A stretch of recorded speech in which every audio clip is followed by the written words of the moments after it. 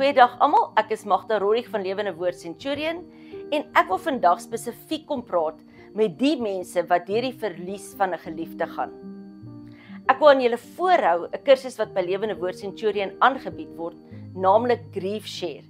Nou dis basies 'n veilige ondersteuningsgroep wat ons die seer en die emosionele uitdagings van rou deurwerk en leer beter verstaan. Oor 'n tydperk van 7 weke sal jy ontdek wat om te verwag in die dae wat voorlê en wat is normaal in die rouproses. Omdat daar nie regtige stap vir stap vlakke van rou is nie en jy soms al die seisoene en emosies in een dag beleef, sal Grief Share vir jou help om die rouproses beter te verstaan en ook te beleef. Ons ondersteun en bemoedig mekaar deur videoseminar, groepbesprekings en hierdie persoonlike werksboek.